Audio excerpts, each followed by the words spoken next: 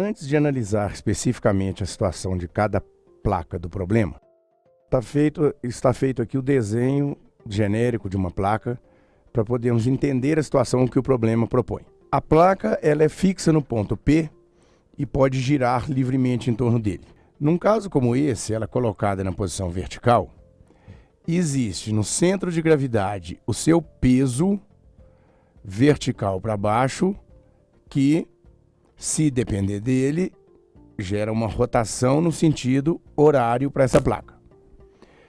No vértice superior esquerdo, que para uma placa ele chama de ponto A, para outra de ponto B, para outra de ponto C, foi colocado o ponto X, onde deve ser exercida uma força vertical. Essa força vertical, ela certamente deve ser uma força vertical para a esquerda, para que ela gere na placa um torque no sentido anti-horário e impeça que o peso gire a placa.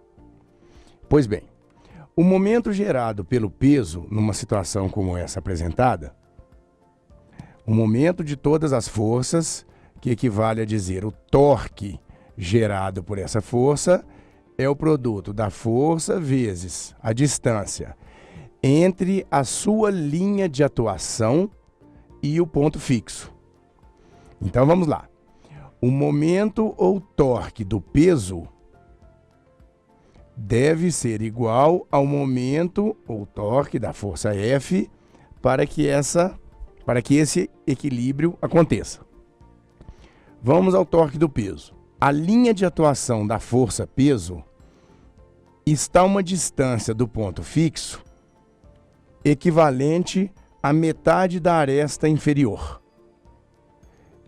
enquanto a força F está a uma distância do ponto fixo equivalente à aresta vertical, que é a altura.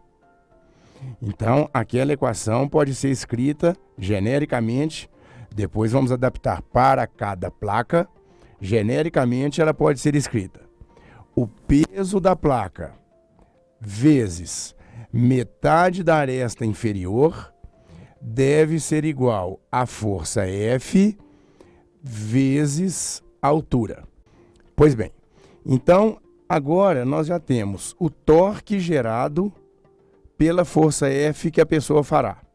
O torque gerado pela força F da pessoa é o peso vezes metade da aresta inferior. Agora vamos comparar isso para cada placa, porque o problema nos diz que, a partir da segunda lei de Newton, pode-se mostrar que a aceleração angular inicial de módulo alfa é proporcional ao momento da respectiva força em relação ao eixo de rotação. E nós já temos a fórmula que calcula esse momento, que depende do peso da chapa em cada caso. A aresta inferior vale a mesma coisa em todas.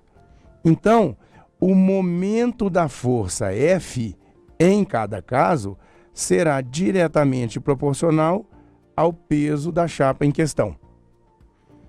E isso, claro, depende da quantidade de matéria que cada chapa tem.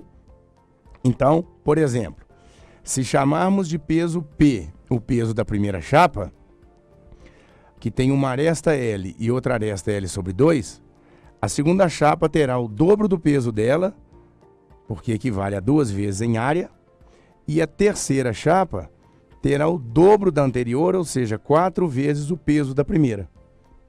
Então, resultado: o momento da força aplicada em A gerado na primeira placa é igual a metade do momento da força gerada em B na segunda placa e 1/4 do momento da força gerada em C na terceira placa. Como as relações entre as acelerações equivalem às relações entre os momentos, então a aceleração em A, B e C se relacionam conforme a letra A.